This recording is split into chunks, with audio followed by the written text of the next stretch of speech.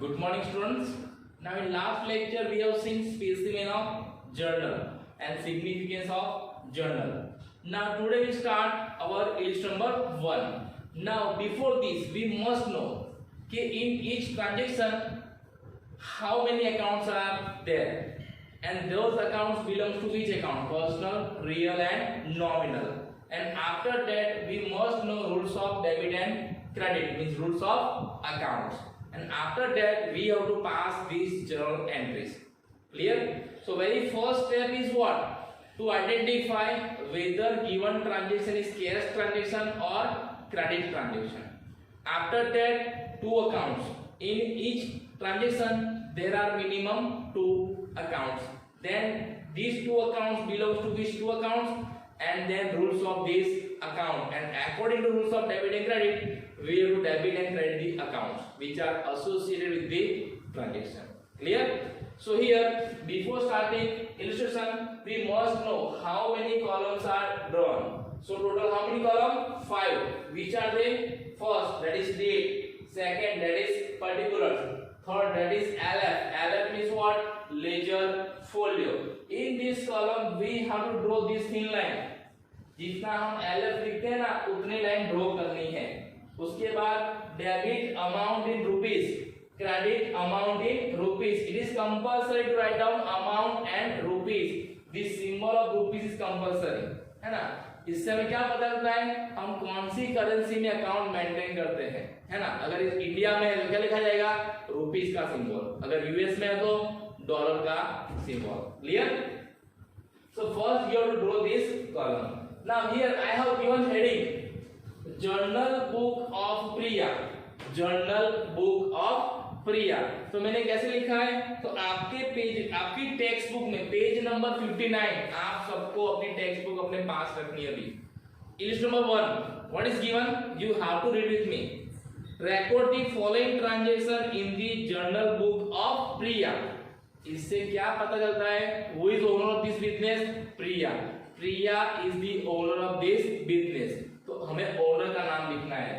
तो क्या होगा? Journal book of Priya. This heading is compulsory. आपको सबसे पहले हेडिंग लिखना है ना. अगर आपने हेडिंग लिखा नहीं है तो आपका 1 मार्क कट हो सकता है. क्लियर ना. इसके बाद क्या आएगा? डेट. तो कौन सी डेट है? सो 2014. आपको पहले क्या लिखना है? ईयर लिखना है. आपकी टेक्स्ट बुक आपको दिया है 2014. फिर कौन सा महीना है? मार्च. तो फिर क्या लगना है आपको? मार्च. और उसके बाद फर्स्ट. अब आपको हर बार 2014 और हर बार मार्च लिखना नहीं है, लेकिन जब मार्च महीना चेंज हो जाएगा तो उसके बाद कौन सा महीना आएगा? अप्रैल. तो आपको क्या करना है? मंथ चेंज करना है ना. अदरवाइज आपको क्या करना है? डेट लिखना है. हम यहाँ पे लर्निंग करते हैं तो आपको ऐसा आएगा नहीं. आपको ईयर एंड मंथ एक ही बार लिखना है. फिर क्या करना है? जो डेट हमको दिए ट्रांजेक्शन के सामने वो लिखते जाना है. Clear? Now first transaction. Now you have to understood first what is transaction. Goods of rupees 5000 is purchased on cash. This is the transaction. Goods of rupees 5000 purchased on cash. So what is our first step? अब आपको ये सब mind में calculation करना है. ये cash transaction है कि क्रेडिट ट्रांजेक्शन है? तो आपको सोचना है. यहाँ पे किसी पर्सन का नाम दिया है, यहाँ पे किसी पर्सन का नाम है नहीं है. जब ट्रांजेक्शन में किसी पर्सन का नाम न हो तो ट्रांजेक्शन कौन सा होता है? Cash transaction. तो ये कौन सा ट्रांजेक्शन है? Cash transaction. अब मैंने आपको ये भी समझाया था अगर कैश ट्रांजेक्शन है तो एक कौन सा अकाउंट होगा? कैश अकाउंट होगा. क्लियर? तो एक अकाउंट ने डिफाइन कर लिया. कौन सा अकाउंट है? Cash account. ओके. ना दूसरा हमने क्या किया है? Purchase goods. हमने गुड्स परचेज किया है. तो मैंने आपको ये भी समझाया था कि whenever we purchase goods, which account is associated? Purchase account. कौन सा अकाउंट? Purchase account. तो आपको ऐसे रफ फर्क कर लेना है. एक अकाउंट कौन सा है? Purchase. दूसरा कौन सा है? कैश. बराबर. तो दो अकाउंट हमने आइडेंटिफाई कर लिया.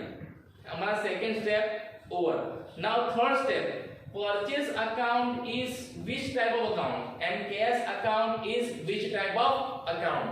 So purchase is account of goods and goods accounts comes under real account and cash account is account of assets, and assets accounts are also comes under real account. It means both purchase and cash both are type of real account. ये दोनों कौन से account के type है? Real, तो ये भी real में आएगा और ये भी रियल में आएगा. R means real account. Now we have to follow rules of real account. क्या है रूल्स ऑफ रियल अकाउंट? आपको रूल्स ऑफ अकाउंट्स पता होने चाहिए. Debit what comes in, credit what goes out. अगर जो अकाउंट्स रियल अकाउंट्स में आते हैं उनको ये रूल अप्लाई करना है. Debit what comes in, credit what goes out. Clear? Now अब हम जब गुड्स परचेस करेंगे तो गुड्स कम्स इन होगा कि आउट होगा? So goods comes in. So whenever we purchase goods comes in. That's why purchase account is what? Debited. तो purchase account क्या होगा? Debited. अब मैंने आपको पहले भी समझाया था, अगर दो अकाउंट है उसमें से एक अकाउंट अगर डेबिट होता हो तो दूसरा क्या होगा? क्रेडिट. ऑटोमेटिकली क्या होगा? क्रेडिट. हम देखते हैं रूल्स के हिसाब से. तो कैश अकाउंट के अंदर अकाउंट है असेट्स का अकाउंट. अगर assets comes in तो डेबिट, assets goes out तो credit according to real account. अब हम जब गुड्स परचेस करेंगे कैश में तो कैश कम्स इन और कैश गोज आउट, तो cash goes out and whatever goes out under real account it is always what? Credited. Clear? So cash account will be what? Credited. तो हमने ये सब process कर लिया. ये सब हमें रफ वर्क करना है या अपने दिमाग में करना है. अब हमें क्या करना है? जर्नल एंट्री लिखना है. तो पहले कौन सा अकाउंट लिखते हैं हम? जो अकाउंट क्या होता है? डेबिट. सो परचेज अकाउंट डेबिटेड. जो अकाउंट डेबिट होता है उसको हम पहले नोट करते हैं जर्नल बुक में और इसको यहां से स्टार्ट करते हैं. Purchase account debited. DR means what? Debit, है ना? देन 2. जो अकाउंट क्रेडिट होता है ना उसके आगे 2 लिखा जाता है. It is rule. सो 2 कौन सा अकाउंट क्रेडिट होता है? कैश. तो यहां क्या लिखना है? Cash account. क्लियर? तो purchase account debited to cash account. This is what? Journal entry. अब जो अकाउंट डेबिट होता है उसका अमाउंट डेबिट के कॉलम में लिखना है. जो अकाउंट क्रेडिट होता है उसका अमाउंट कहां लिखना है? क्रेडिट के कॉलम में लिखना है. कितना अमाउंट? तो 5000. तो purchase account debited to here 5000 and cash account credit to here 5000. बराबर. परचेस अकाउंट क्या होता है? डेबिट. तो कहां लिखने अमाउंट? डेबिट कॉलम में. कैश अकाउंट क्या होता है? क्रेडिट. तो कहां लिखना अमाउंट? क्रेडिट कॉलम में. यहां कुछ लिखना नहीं. Clear? And after this writing entry we have to write down what? Narration. Narration means being. Now what is being? The short information about the transaction. हमने ये जर्नल एंट्री क्यों की है उसकी शॉर्ट में इंफॉर्मेशन. तो क्या आएगा? गुड्स परचेज इन कैश फिर ब्रैकेट ओवर. तो हमने शॉर्ट में लिखा गुड्स परचेज इन कैश. अगर आपको ये बीइंग लिखना ना आए तो you can write whole transaction. आप पूरा ट्रांजेक्शन लिख सकते हो as a being, but it is compulsory to write down being. दूसरा, जो आपको ट्रांजेक्शन दिया है ना उसमें से आप अमाउंट निकालो. अमाउंट के बाद जो कुछ भी बचता है वो आप लिख दो एज अ बीइंग. तो मैंने यहाँ पे ऐसा लिख दिया गुड्स परचेज इन कैश. बराबर. And after writing this being, you have to draw this line. You have to draw this line. In which column? In column of particular. ये line date में भी नहीं जानी चाहिए और यहाँ पे LF में भी जानी चाहिए नहीं. ये लाइन का मतलब क्या है पता है? Means this transaction is completely recorded. ये ट्रांजेक्शन की जर्नल बुक में एंट्री completely हो चुकी है. यानी ये लाइन क्या है? Compulsory. This line is compulsory to draw. Clear? So how to pass this journal entry? So it is what? From the transaction we have passed this transaction journal entry in the books of journal. तो पहले फिर से पहले क्या करना है? जो account debit है उसको पहले लिखना है, जो अकाउंट क्रेडिट है उसको बाद में लिखना है. जो अकाउंट डेबिट है उसका अमाउंट डेबिट कॉलम में लिखना है, जो अकाउंट क्रेडिट है उसका अमाउंट क्रेडिट के कॉलम में लिखना है. और उसके बाद क्या लिखना है? being. being means what? narration means short information about the transaction. यानी जिसको नॉलेज नहीं है अकाउंट्स के बारे में वो पर्सन ये being पढ़ के समझ जाता है कि एंट्री ने क्यों पास किए और किस लिए पास किए. And after writing everything we have to draw this line particular के कॉलम में। क्लियर? तो इस तरह से क्या करना है, जनरल एंट्री पास करना है। Clear? Now second transaction. So what is second transaction? Goods of rupees 8,000 is purchased from Nandan on credit. अब डेट कौन सा है देखो, 4th। अब आपको क्वेश्चन ये होगा कि फर्स्ट के बाद तो कौन सा डेट आ रहा है, सेकंड। लेकिन हम जब बिजनेस करते हैं ना, तो ऐसा जरूरी नहीं कि हर रोज ट्रांजेक्शन हो। बीच में कई दिन ऐसे आते हैं जिसमें ट्रांजेक्शन नहीं भी हो सकते, है ना, शायद छुट्टी भी हो या आपने बिजनेस बंद रखा तो उस दिन ट्रांजेक्शन नहीं भी होगी। तो आपको इसका टेंशन लेना नहीं, आपको जो डेट दी है आपको वही डेट यहाँ पे लिख देनी है। कौन सी डेट है, 4। अब यहाँ पे क्या लिखना है, सिर्फ 4 लिखना है। फिर से आपको 2014 और मार्च लिखने की जरूरत नहीं है, क्योंकि आपने एक बार ऊपर लिख दिया है। यहाँ पे क्या लिखना है आपको, सिर्फ डेट। क्लियर? नाउ अगेन हमको फिर से वो सोचना है ना, कि कैश ट्रांजेक्शन है कि क्रेडिट ट्रांजेक्शन है। क्लियर?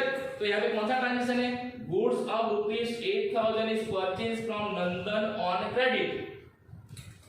अब नाम दिया है देखो, नंदन। तो मैंने आपको बताया था जब भी ट्रांजेक्शन में किसी पर्सन का नाम हो तो कौन सा ट्रांजेक्शन होता है, क्रेडिट। और यहाँ पे आपको बोल दिया है ऑन क्रेडिट, तो आपको समझ जाना है क्रेडिट ट्रांजेक्शन है। अब जब क्रेडिट ट्रांजेक्शन होता है ना, तो जिस पर्सन का नाम आता है ना उसका अकाउंट आएगा। तो किसका नाम दिया है हमें, नंदन। तो कौन सा अकाउंट आएगा, नंदन अकाउंट आएगा। कौन सा अकाउंट आएगा, नंदन अकाउंट आएगा। तो एक आएगा नंदन अकाउंट। और क्या परचेस किया हमने, गुड्स। अब आपको समझ में आना चाहिए, when ever you purchase goods which account associated, purchase. तो एक परचेस अकाउंट और दूसरा कौन सा अकाउंट, नंदन अकाउंट। ये दोनों आ गए। हमने दो अकाउंट आइडेंटिफाई कर लिए, purchase account and Nandan account. अब परचेस अकाउंट किस में आता है, रियल अकाउंट में। अब आपको समझ में आना चाहिए, ये purchase account always comes under which account, real account. Why? Because purchase account is types of goods. ये क्या है, one kind of goods account, and goods account comes under real account. That's why purchase account comes under real account. Now Nandan is what, Nandan is a person, and person account comes under which account, personal account. Which account, personal account. तो इसको apply करना है कौन सा rule, real account का, और इस account में कौन सा रूल अप्लाई करना है, पर्सनल अकाउंट का। तो परचेस अकाउंट में रियल का रूल क्या है, debit what comes in, credit what goes out. आपको समझना है, अगर इन है तो डेबिट करो, आउट है तो क्रेडिट करो। अब हम जब गुड्स परचेस करते हैं तो गुड्स क्या होता है, इन। तो परचेस अकाउंट क्या करना है, डेबिट। परचेस अकाउंट क्या करना है, डेबिट। क्लियर? अब परचेस अकाउंट डेबिट है तो नंदन अकाउंट क्या होगा, ऑटोमेटिकली क्रेडिट होगा। क्योंकि जब भी ट्रांजैक्शन में दो अकाउंट होते हैं, अगर एक डेबिट होता है तो दूसरा क्या होगा, क्रेडिट। तो यहाँ पे परचेस अकाउंट डेबिट हो गया है तो नंदन अकाउंट क्या होगा, क्रेडिट। कैसे? तो नंदन अकाउंट किस अकाउंट में आता है, पर्सनल। पर्सनल अकाउंट का रूल्स क्या है, debit the receiver, credit the giver. अगर आप नंदन से गुड्स परचेस करेंगे तो नंदन कौन होगा, रिसीवर के गिवर। अगर हम नंदन से गुड्स परचेस करेंगे तो नंदन कौन होगा, गिवर। और गिवर का अकाउंट क्या होता है, according to personal account, credit. क्योंकि उसका रूल क्या है, debit the receiver, credit the giver. इसका मतलब परचेस अकाउंट डेबिट होगा, नंदन अकाउंट क्या होगा, क्रेडिट होगा। तो यहाँ पे आपको लिखना है फिर से, purchase account debited to Nandan account.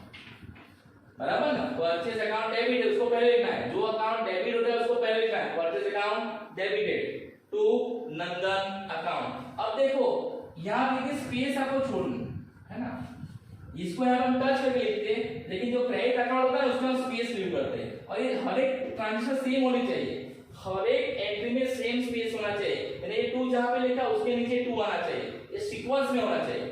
और यहाँ पे जहाँ पे डेबिट लिखा है ना, आपको नीचे भी उसी लाइन में डेबिट लिखना है। ऐसा करने के लिए आपको क्या करना है, ये आर की जो है ना इस लाइन को टच करना है, जो आर होता है ना उसको ऐसे लिखना है जैसे कि एल की लाइन को वो टच करे, और इसके बीच में जितनी भी डिस्टेंस है ये डिस्टेंस उसको लीव करना है, इसको क्या करना है, लीव करना है, उसमें कुछ लिखना नहीं।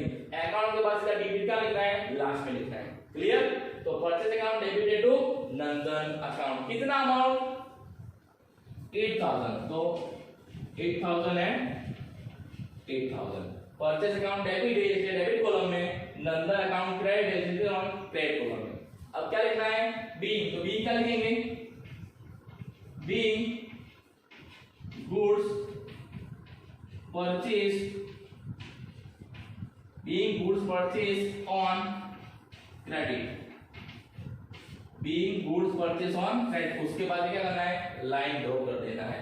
अगर आपको समझ में ना आए कैसे लिखना है बीइंग, तो मैंने आपको समझाया है, पूरा का पूरा ट्रांजैक्शन लिख देना है। कैसे, अमाउंट निकाल के। तो मैंने क्या लिखा है, being goods purchase in credit. तो इस तरह से जनरल एंट्री पास करनी है।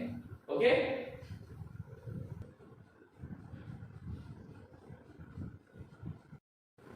now next transaction, that is 7, date 7, goods of ₹4,000 is sold to Jigna। अब मैंने आपको समझाया था उस तरह से, सबसे पहले क्या डिसाइड करना है, ये कैश ट्रांजैक्शन है कि क्रेडिट ट्रांजैक्शन है। तो यहाँ पे क्या दिया है, नाम दिया है, देखो कौन सा नाम, जिग्ना। अब आपको समझ में आना चाहिए जिग्ना नाम है, क्लियर, किसी पर्सन का नाम है। तो ये कौन सा ट्रांजैक्शन है, क्रेडिट ट्रांजैक्शन है।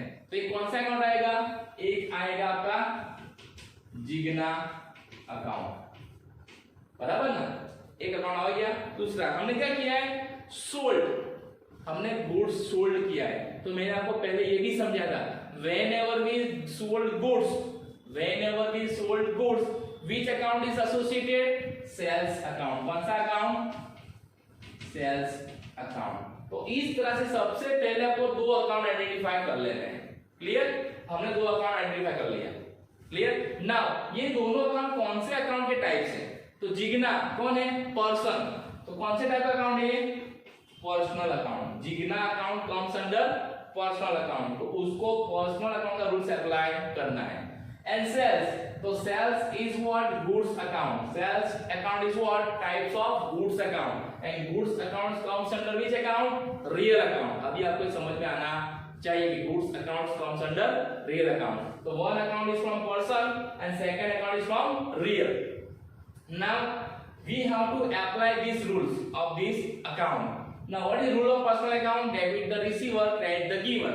now when we purchase goods from, है ना, when we sold goods to Jigna, अगर हम जिग्ना को गुड्स सोल्ड करेंगे तो जिग्ना क्या करती होगी, गुड्स को रिसीव करेगी कि गुड्स को गिव करेगी, तो Jigna will be what, receiver, है ना। हम जब किसी को गुड्स सोल्ड करते हैं तो सामने वाला पर्सन क्या करेगा, रिसीव, तो जिग्ना इज व्हाट, रिसीवर। और रिसीवर का अकाउंट क्या होता है पर्सनल अकाउंट में, डेबिट। इसका मतलब क्या हुआ, जिग्ना का अकाउंट क्या होगा, डेबिट, बराबर। अब जिग्ना का अकाउंट डेबिट होगा तो सेल्स अकाउंट क्या होगा, क्रेडिट। कैसे, तो व्हेनेवर वी सोल्ड गुड्स, है ना, तो goods comes under which account, real account. Real account का रूल्स क्या है, debit what comes in, credit what goes out. अगर हम बिजनेस में जब गुड्स सोल्ड करेंगे तो गुड्स इन होगा कि आउट होगा, तो good will goes out, and whenever goods goes out it is credited according to real account rules. तो जिग्ना अकाउंट क्या होगा, डेबिट, एंड सेल्स अकाउंट क्या होगा, क्रेडिट। इसकी एंट्री इस तरह से, पहले डेट लिखना है 7, फिर से आपको यहाँ पे लिखना नहीं है मंथ एंड ईयर। सो पहले क्या लिखेंगे हम, जिग्ना अकाउंट डेबिटेड। अब यहाँ पे जितनी भी स्पेस है ना आपको लीव छोड़, आपको इसको छोड़ देना, यहाँ पे डेबिट लिखना नहीं, कहाँ डेबिट लिखना है, यहाँ पे लिखना है लास्ट में। एंड टू कैसे लिखना है, यहाँ टू स्पेस छोड़ने के बाद to sales account, to sales account, कितना अमाउंट, सो 4000। तो जिग्ना अकाउंट डेबिट है तो डेबिट कॉलम में, सेल्स अकाउंट क्रेडिट है तो किस कॉलम में, क्रेडिट कॉलम में। इस तरह से हमें अमाउंट लिखना है। फिर क्या लिखना है, बीइंग, तो बीइंग क्या लिखेंगे, being goods sold to Jigna, है ना, being. So here we have sold these goods to Jigna on credit. So what is being goods sold to Jigna।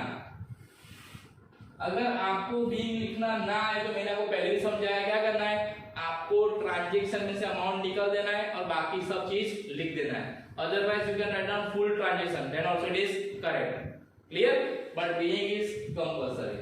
From this being we can understand this transaction is recorded white, है, why this transaction is recorded. Clear?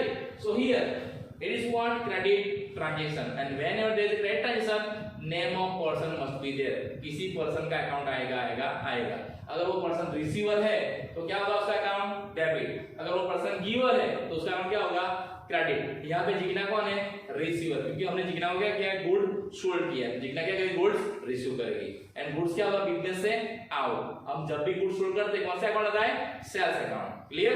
अब आपको एक चीज याद रखनी है, purchase account always debit होगा और सेल्स अकाउंट ऑलवेज क्या होगा क्रेडिट होगा. क्यों? जब हम परचेज करते हैं गुड्स इन होता है और जब सेल्स करते हैं गुड्स क्या होता है आउट होता है ना, according to real account. Clear? Now next transaction is what transaction number 12. So what is transaction number 12? Commission received ₹200. Commission received ₹200. अब मैंने आपको ये भी समझाया था कि रिसीव्ड बड़ा है तो क्या है वो इनकम का ट्रांजैक्शन है, and income transaction is always in cash. Income का ट्रांजैक्शन ऑलवेज कैसा होता है कैश. दूसरा, यहाँ पे किसी पर्सन का नाम दिया है हमको नहीं दिया है, तो कौन सा ट्रांजैक्शन है कैश. तो एक कौन सा अकाउंट आएगा कैश, एक अकाउंट कैश आएगा. दूसरा, कौन सी इनकम आपको हो रही है कमीशन. जो रिसीव्ड वर्ड है उसके आगे पीछे जो वर्ड दिया हो ना वो अकाउंट आएगा, तो कौन सा अकाउंट आएगा कमीशन. तो एक अकाउंट आएगा कमीशन, दूसरा अकाउंट आएगा कैश. अगर हमको कमीशन मिलता है तो कैश इन होगा कि कैश आउट होगा. तो कैश क्या होगा इन. और कैश अकाउंट कौन से टाइप का अकाउंट है रियल अकाउंट. और रियल अकाउंट का रूल्स क्या है debit what comes in, credit what goes out. अब आपको एक चीज याद रखनी है, whenever cash comes in business it is always debited, and whenever cash goes from business it is always credited. तो यहाँ पे कैश क्या होता है इन, तो क्या होगा डेबिट. तो कमीशन अकाउंट क्या होगा क्रेडिट. कैसे? तो commission account is which type of account. Commission account is which type of account nominal account. आपको ये पता होना चाहिए है ना, हमने देखा था क्लासिफिकेशन ऑफ अकाउंट में. कमीशन कौन सा टाइप का अकाउंट है नॉमिनल, तो उसको कौन सा रूल अप्लाई होगा नॉमिनल अकाउंट का रूल अप्लाई होगा. और रूल क्या है debit the expense and losses and credit incomes and gain. तो ये क्या है हमारे लिए कमीशन इनकम है, तो उसका अकाउंट क्या होगा credit according to nominal account. तो जनरल एंट्री क्या होगी यहाँ पे cash account debited to commission account. Cash account debited to commission account. How many 200. Amount में जितना अमाउंट हमको दिया वही लिखना है, उसमें कोई चेंज करना नहीं. और जो अकाउंट डेबिट होता है उसका अमाउंट डेबिट कॉलम में लिखो, जो अकाउंट क्रेडिट है उसमें क्या लिखना है क्रेडिट में लिखना है. और बीइंग क्या आएगा being commission received, being commission receive. उसके बाद ये लाइन शॉर्ट में लिखना है कमीशन. बी कैसे लिखना है शॉर्ट में लिखना है बी कमीशन रिसीव, यानी कमीशन हमने रिसीव किया उसकी जनरल एंट्री में पास की है. क्लियर? उसके बाद कौन सा ट्रांजैक्शन है 15 नंबर का ट्रांजैक्शन. अगेन पहले ट्रांजैक्शन रीड करना है वेजेस एक्सपेंस पेड ₹150. अब यहाँ पे मैंने को समझा था जब ट्रांजैक्शन में पेड बड़ा है तो कौन सा ट्रांजैक्शन था वो एक्सपेंस का. और expense transaction always in cash. Income and expense both are always in cash. तो एक कैश ट्रांजैक्शन है, तो एक तो कैश अकाउंट आएगा कैश ट्रांजैक्शन है इसलिए. दूसरा एक्सपेंस का ट्रांजैक्शन है, तो कौन सा एक्सपेंस किया हमने वेजेस. कौन सा एक्सपेंस किया हमने वेजेस, तो दूसरा अकाउंट कौन सा आएगा वेजेस अकाउंट आएगा. तो वेजेस अकाउंट कौन सा टाइप का अकाउंट है नॉमिनल, और cash account is a real. तो नॉमिनल अकाउंट का रूल्स क्या है debit expense and loss, credit incomes and gain. Nominal account के रूल्स के हिसाब से एक्सपेंस को क्या करना है डेबिट करना है. तो वेजेस क्या हमारे लिए एक्सपेंस है, तो उसको क्या करना है डेबिट करना है. और कैश अकाउंट कौन सा अकाउंट है real type account. Real type का अकाउंट क्या कहता है debit what comes in, credit what goes out. अगर हम जब वेजेस पे करते हैं तो कैश क्या होगा इन क्या आउट. तो कैश अकाउंट क्या होगा क्रेडिट. तो यहाँ पे कौन कौन से दो अकाउंट आते हैं, एक आएगा वेजेस, तो वेजेस अकाउंट क्या होगा डेबिट. और क्रेडिट कौन सा अकाउंट होगा कैश. तो दो अकाउंट आ गए वेजेस एंड कैश. कितना अमाउंट तो 150. तो डेबिट में 150 एंड क्रेडिट में भी 150. Wages account debited to cash account. Clear? तो वेजेस क्या है हमारे लिए? एक्सपेंस। जो अकाउंट डेबिट होता है उसको पहले लिखना है और जो अकाउंट क्रेडिट होता है उसको बाद में लिखना है। तो पहले आपको ऐसे डिसाइड करना है कौन सा अकाउंट, दो अकाउंट है, कौन सा डेबिट है कौन सा क्रेडिट है, उसके बाद आपको जनरल बुक में एंट्री करनी है। और यहाँ पे बीइंग क्या आएगा? Being wages paid, being wages paid, और उसके बाद ये line being wages paid in cash. आप क्या लिखते हो? Being wages paid in cash और being wages expense paid in cash. आप इस तरह से बीइंग लिख सकते हो। क्लियर? तो इस तरह से हमें जनरल एंट्री पास करनी है। यहाँ पे हमने देखी सिंपल एंट्री। कौन सी एंट्री देखी हमने आज? Simple entry. सिंपल एंट्री यानी एक ट्रांजैक्शन में से दो ही अकाउंट है, उसमें अकाउंट एक डेबिट होता है और दूसरा क्या होता है? क्रेडिट होता है। क्लियर? तो आपको इस तरह से प्रोसेस करना है। सबसे पहले ये डिसाइड करना है कि कैश ट्रांजैक्शन की क्रेडिट है, उसके कौन कौन से दो अकाउंट है, वो दो अकाउंट कौन से टाइप्स के अकाउंट है, उसके बाद उस अकाउंट के रूल्स आपको पता होना चाहिए और उस रूल्स के बेस पे आपको डेबिट एंड क्रेडिट करना है। जो अकाउंट डेबिट हो उसको पहले लिखना है, जो अकाउंट क्रेडिट है उसको बाद में लिखना है। डेबिट अकाउंट की अमाउंट डेबिट कॉलम में, क्रेडिट अकाउंट की अमाउंट क्रेडिट कॉलम में, और उसके बाद आपको बीइंग लिखना है और बीइंग लिखने के बाद ये लाइन ड्रॉ करनी है। तो इस तरह से हमें जनरल एंट्री पास करनी है। क्लियर? तो आज हमने देखा इल्स नंबर 1। अब कल हम देखेंगे इल्स नंबर 2 और meaning of combined journal entry. Today we have seen simple journal entry, कल हम देखेंगे कंबाइंड जनरल एंट्री। ओके? तो thank you and have a nice day.